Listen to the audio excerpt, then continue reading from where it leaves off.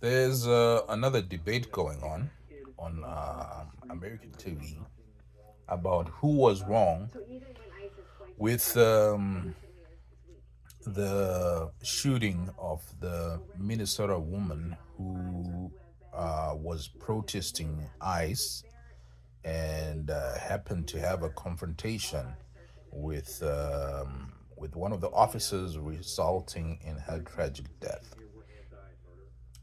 Okay, so there's a lot of nuance and it's a heated topic, but what's obvious is the blatant disregard for human life by the officer. Uh, it's it's obviously misuse of force. It's an excessive use of force because kind of like the George Floyd situation, whereby there came a time when he could have let go of his neck, and but he just stood there.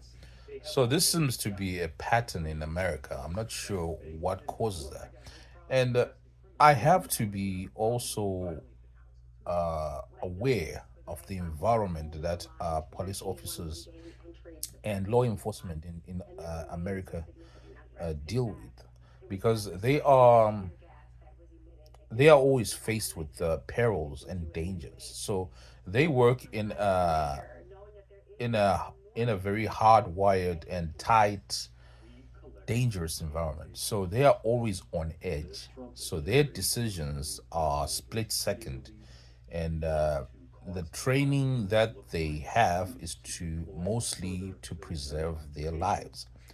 They're taught that you have like half a second between you losing your life or the other person being incapacitated.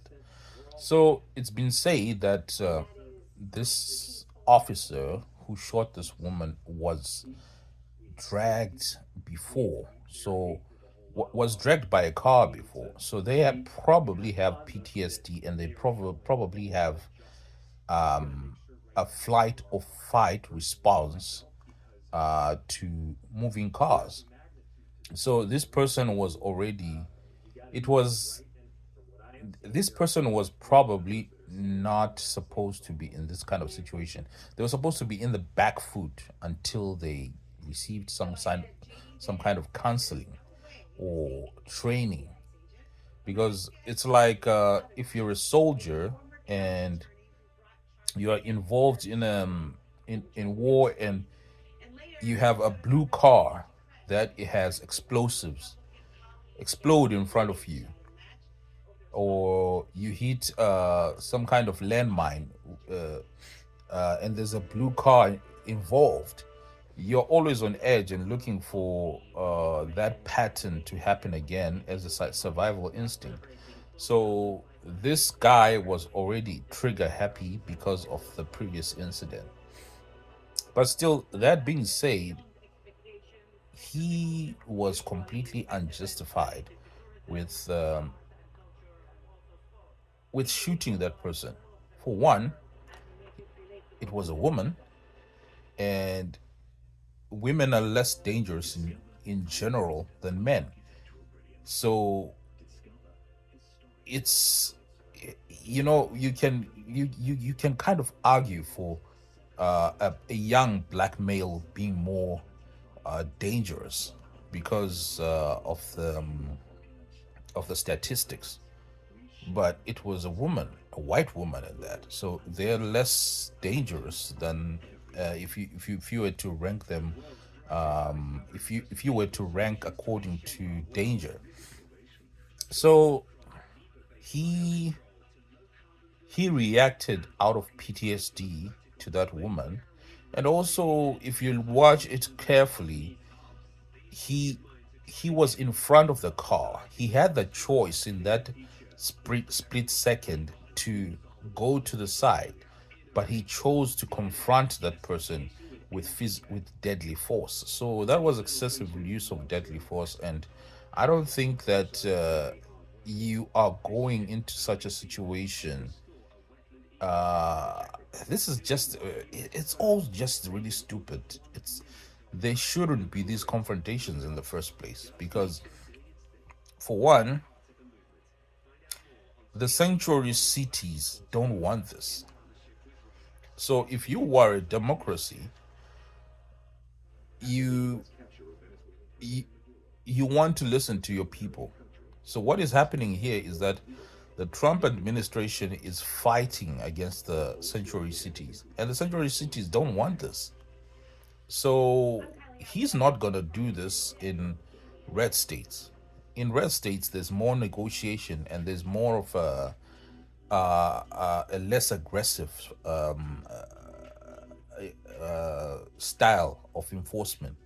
So this is already something that was kind of bound to happen, and it will probably happen again.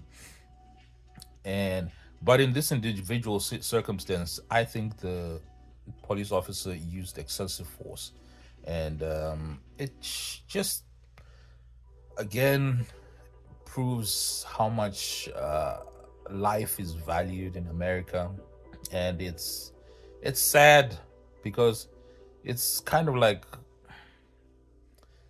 in other countries, life is so much more precious in America. In America, everyone is trigger happy. If you step into someone's front yard, you're shot. If you look at a person wrong, you're shot. If you run away from a police officer, you're shot. So all of this is just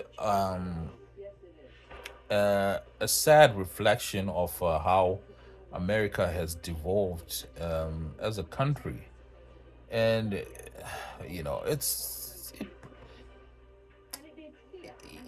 looking at that video yesterday really made me sad. It made me sad because it's like you previously there was the Venezuela thing where Maduro was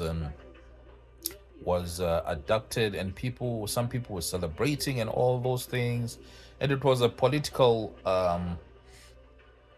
debate all over, and no one was thinking about the 80 people who were killed. 80 people were killed, 80 families were grieving because of that raid, and it just goes to show that the disregard for life is just rampant in America. And I don't know. And people say it's the greatest country in the world. They say it's the greatest country in the world. I don't think so. I don't think I want to live in such a place. It's just where the people don't care about one another. It's sad. Sad.